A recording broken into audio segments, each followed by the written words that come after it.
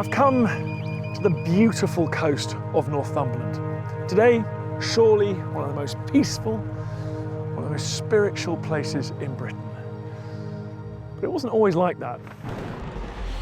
In the year 793, dreadful forewarnings came over the land of Northumbria, terrifying the people most woefully.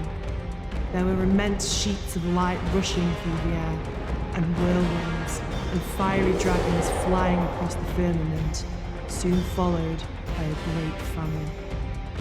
And soon after, the harrowing inroads of heathen men made lamentable havoc in the Church of God in Lindisfarne by fierce robbery and slaughter.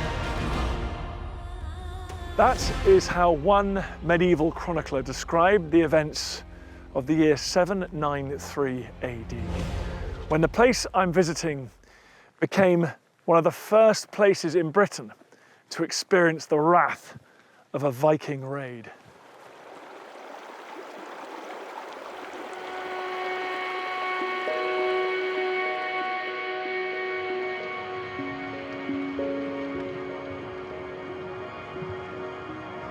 Lindisfarne lies just off the coast.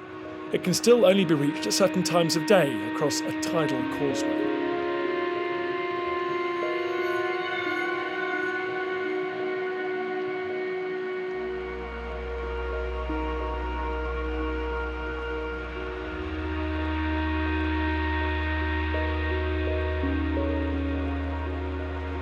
There's been a religious institution here for 1,400 years, starting when the King of Northumbria, Oswald, invited Celtic monks from Iona in Scotland to create a new monastery here on Lindisfarne.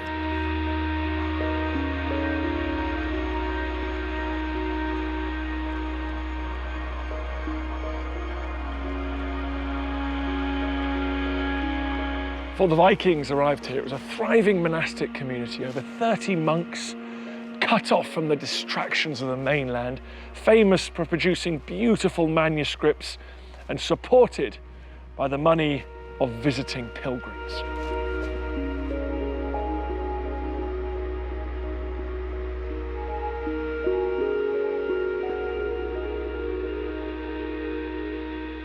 The person who drew all those pilgrims here is first believed to have been buried somewhere round about here.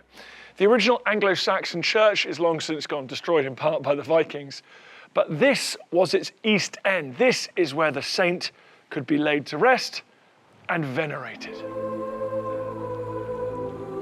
The saint was Cuthbert. He'd been a monk and bishop of Lindisfarne in the 670s and 680s, who had earned a reputation as a seer and healer. After his burial, miracles were soon reported.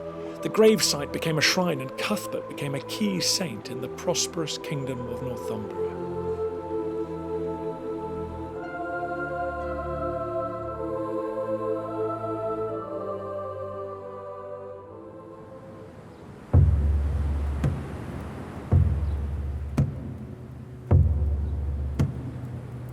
But as Lindisfarne's reputation spread, it attracted less pious attention.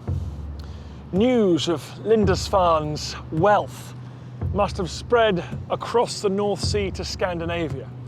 And while the island was remote, isolated from much of the rest of Britain, to experienced sailors with the wind at their backs, it was all too accessible.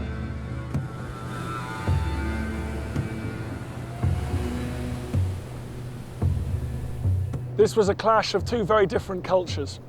A settled community of Christians devoted to peaceful contemplation and books, and a marauding warband, followers of Thor and Odin, hungry for slaves and gold.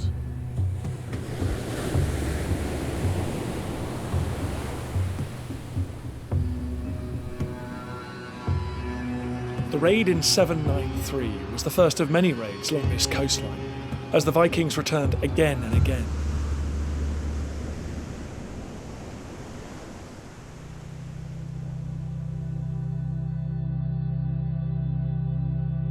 Eventually, the monks decided that they and their beloved St. Cuthbert were no longer safe here, and it was time to go. The remains of St. Cuthbert were moved to the mainland. They finally found a resting place at Durham, where a new cathedral was founded. Life did go on here in Lindisfarne, although it wasn't quite ever the same as it had been before the Viking raids. But then that changed when in the 12th century, England's new Norman rulers decided to start building this massive stone abbey here. And those ruins are the ones that surround us today. Just look at this astonishing rainbow arch. Once one of two interlocking arches that held up the mighty tower above. This is one of Norman England's most spectacular architectural achievements.